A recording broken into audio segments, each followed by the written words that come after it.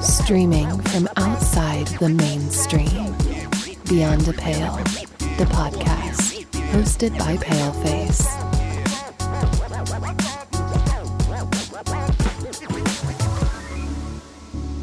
I'm intrigued by today's guest. He is the Executive Creative Director for Like Digital. Karl Escritt, welcome to the podcast. Thank you very much. It's lovely to have you here. Cheers. So, Karl, can you please share your background and tell us a little bit about Like Digital, please? Wow, it's a long story, but I'll try to make it as brief as possible. So I kind of got into digital a little bit kind of by accident, I guess, back in the kind of early 2000s when, I don't know, you probably remember when Flash and things like that were kind of going around, and Netscape Navigator. Right. I initially was tried to get into advertising, and I did a degree in graphic design, and went to work for an advertising agency back in the early 2000s. But they were at the time looking for, clients were beginning to request, CD-ROMs and Flash animations and things like that. And I did a little bit of that kind of early on. And then I kind of seemed to transition out of advertising into kind of designing like what would have been kind of brochure websites back in those days.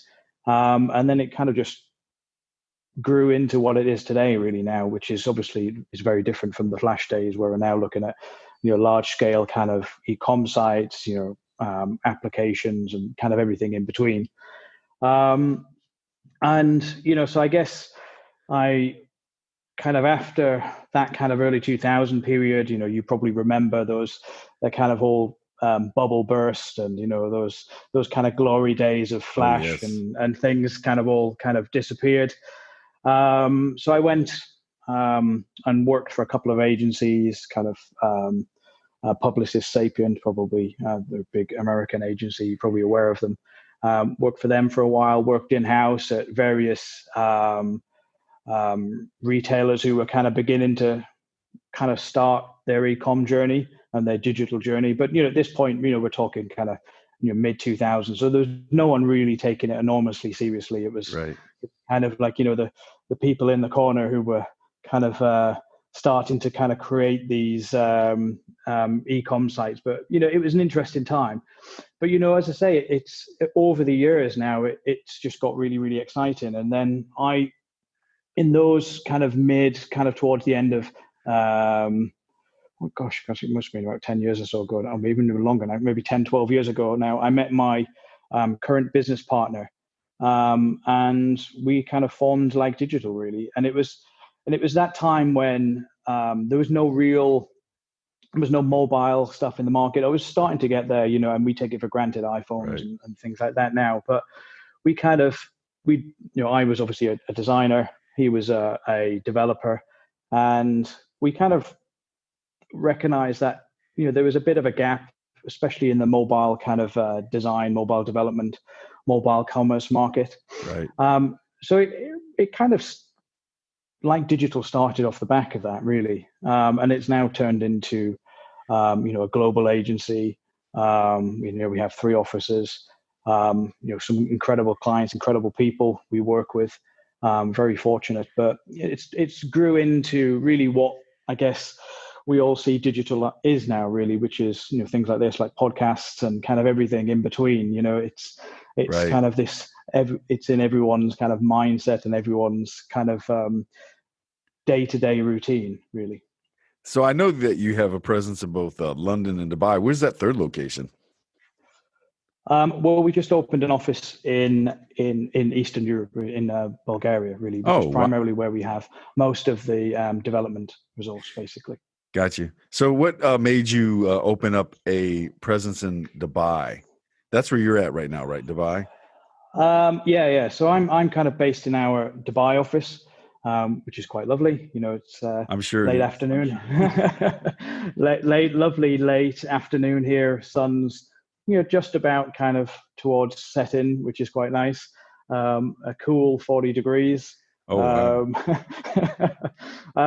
But it's interesting. We opened the Dubai office maybe around 2.5 years ago now, and primarily because we were looking for a second office, one in a market that was growing and that was emerging, and certainly with our kind of e-com experience and what we've been doing in the UK and the rest of Europe, we kind of figured that Dubai had enough room for growth for us. We were able to have enough impact in regards to kind of creativity and actually kind of pushing the boundaries. And then it's a bit of a gateway to Asia as well, which is Right. another kind of key market for us, really. Well, that's really great. So with that, how did you get such a powerful clientele, or because you have a wonderful portfolio? That's a good question. Probably a fair bit. I don't know. Probably a fair bit of being in the right place at the right time, like all of these things. I think it's. I think one of our kind of key USPs really is that we kind of like to treat our clients like partners, and Right. a lot of them we've had since really the emergence, since the agency started, and we've always, and I guess that was one of the reasons really why we wanted to go out on our own, was that we kind of wanted a much more partner-based clientele that we could obviously deliver good work for them, but really kind of treat them slightly differently and treat them kind of as if we kind of, it's that beyond kind of agency and client Right. relationship. And it was just around, we understand you, we want you to grow as much as we can grow in ourselves as an agency. And I think that's kind of stood really over the last 9-10 years. Really, it's still as it is today. I still have an amazing relationship with the clients we had back in the very early days. Still on a very personal relationship with the clients that we have now. We're quite selective with who we pick as an agency, not because I we're can see snobby, that. it's not because it's a snobby thing. It's just that we Right. quite like the people we work with, and I think Right. you spend an enormous amount of your time kind of with your clients, and I think everybody should get along, and I think you generate great work off the back of that relationship, I think. So how do you go about creating a partner-like relationship with the folks that you work with? What does that take to do that? Well, I mean, I think normally we start any kind of client partnership relationship with a chemistry meeting, Right. basically. So, we really like to, and this is nothing on the table. It's just a session with some member of our team, whoever's involved from a potential client side. And we just kind of look to see whether or not we can work together. We begin to understand, what can we do? What can they do? Is this something that's going to gel and work for us all? And that really, I think those chemistry meetings, I think are really kind of key. I think it's like any kind of friendship, you kind of, you sit down and you kind of have a chat with people and you see whether or not it's kind of, you got something gels really. And then you can then go on to the kind of, the further stages. But I mean, those kind of chemistry meetings, and we do them with all of our clients, and before we get into any contracts, before we look at kind of any RFPs or anything like that, it's really understanding, is this a fit really for us really? I think that's really key in digital today. I think it's it's a fact that I think many agencies forget, that there's got to be a bit of a special sauce between both, I think. Right. I think it is important, I think, for creativity, and also to be able to have that, whatever that is, that X factor. So regarding how you put together your teams for projects, so do you have a formula of how you put a team together, or is it something that you just seem to do regarding on the project and the client? That's a very good question, and I think the interesting thing is I think there probably would have been a formula if you'd asked this question maybe 2 or 3 years ago. There probably was a formula of how you put a team together, but I think the world is everything in this. I mean, I call it digital, but it's kind of beyond digital now. It's just how people live their lives. It's changing so much that projects on a project by project basis or request basis, brief by brief basis.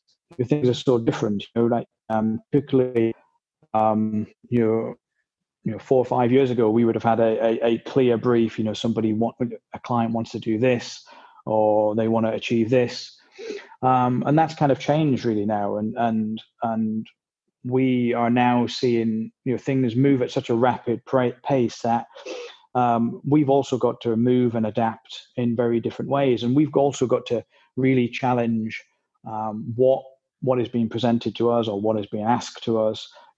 Is it enough to have an update to a website? Is it enough to update some user experience? Why are we doing it? What's the rationale behind it? Right. What does the customer think? And I think and therefore really now you have these makeups of teams that can be completely different, because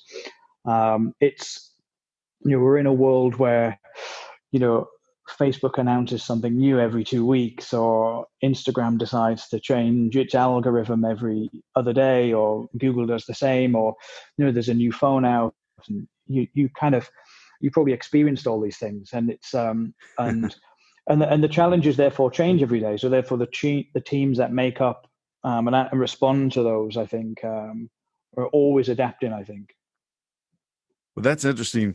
So when it comes to the UI UX part of it, and you talked about being able to determine what the needs are. So how do you go about with the stakeholders determining what it is that is going to make that project usable, that experience something that is going to be something that's really going to engage the folks that are tied into these products and these services?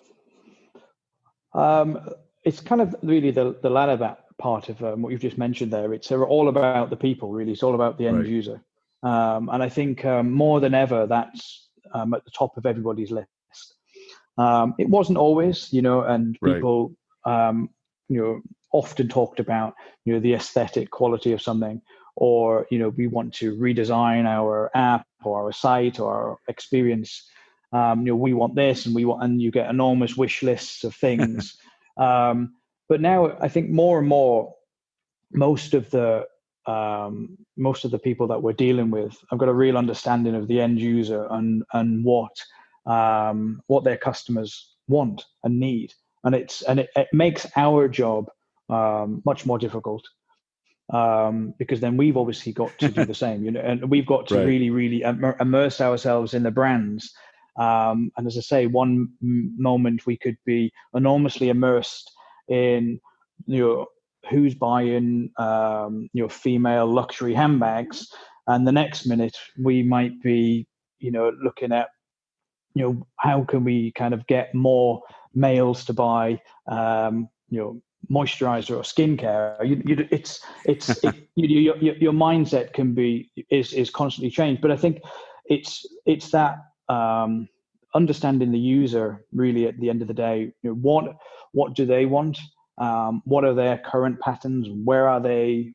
Where are they before they interact with the site or the experience or the brand experience that you want them to engage with? Why were they there? What are they going to do when they come to your brand, and how are they going to interact, and how are you going to engage them? What are they going to do post that? So there's all of these kind of data points that we're kind of looking at and auditing in order to really kind of enhance the overarching kind of experience for the user, really. So it's and that's what I mean by it. Day by day, it's changing, and it's becoming more and more challenging. And users are aware.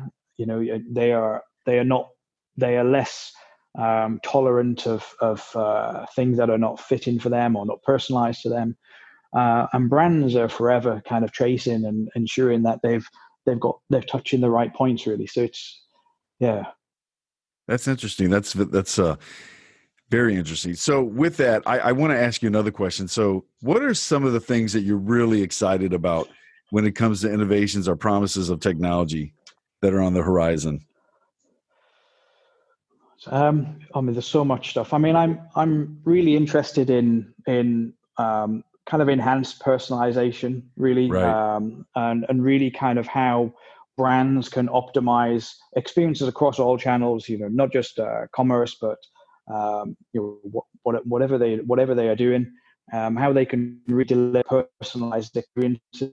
We're seeing of this. People see it, and they probably don't notice it at the moment. You know, obviously, you know, brands like Amazon do this immensely with you know their shopping cart Right. predictions and so on and so forth. You see it probably every day with Netflix, with you know how they recommend shows based on obviously what you've watched previously, but also how they create shows. Yeah, and people often forget this about Netflix, is that their entire business is based on the information that they know about you. You know, they didn't produce Stranger Things and things like that just by chance. Yeah, it's that Right. they were gathering all this data and they knew that this was going to be a success. Yeah, so it's that, and it's these probably they're the two biggest brands that do personalization without users really being aware of it, because they do it so well. But every brand, and certainly almost all the brands that we work with, you know, it's top of their list. And users, you'll see this, I guess, over the next 6, 12, 18 months, will just not respond to anything that is not relevant to them, that is not timely. Right. And this will, I think, will become, it's not gimmicky, but it just really is something that is just going to evolve more and more. And really, I think the more it becomes prominent and at the top of people's mindsets, the more brands will have to pay attention to it, and the more users will fall off if they don't get that. Right. I agree. I think that the machine learning algorithms are going to get to the point where they're actually going to be, there's going to be a lot of subtlety and spot onness for those. And it's really Absolutely. it's going to turn it on its head for people. Yeah, I'm Yeah. excited about that. I have a lot of background and interest in AI, so that's something that I was glad to hear you say that. So that's Yeah. really amazing. So, Karl, is there anything else that you would like to share before we close out the show today? No, I mean, I just think really, I think it's you know, thank you very much for having me on and Great to have you. you know, having this discussion. I mean, it's great to share these thoughts, and I think it's enormously exciting times. I think, and I think for anyone either in this and has been in this kind of space for you know, quite some time, or you know, as I you know, speak to a lot of people who are coming in this space, you know, so you know, junior experienced designers and so on. You know, it's enormously exciting, and I think it's you know the level of pace and the level of change. You know, I don't think there's been an industry that has seen anything like it, Right. it's just you know we're living in a fascinating time. But I think most importantly, it's one that is changing as a result of consumer habits, which I think has kind of been, you know, has never been seen before, which is immensely exciting. Well, humans are going to become more human, I believe, because of technology, and that's going to change the way that Absolutely, they do absolutely. everything. So I encourage all my listeners to visit Like Digital at like.digital. That's a cool URL, by the way, Karl. I just want to let Thanks. you know that. So, Karl, are there any other ways that folks can connect with you? Yeah, so I think on the, as I say, on the website, we've got our brand Instagram on there, Facebook and various other social channels. But by all means, reach out to me on LinkedIn, just Karl Escritt, just search it in LinkedIn. I'm normally posting articles on LinkedIn kind of every other day, really. We post Great. quite an enormous amount share quite a lot of content on there, especially. Okay, we'll go to LinkedIn then, folks. Karl Escritt, this has been very informative. Thank you so much for being on the podcast. Godspeed. Thank you. Thank you.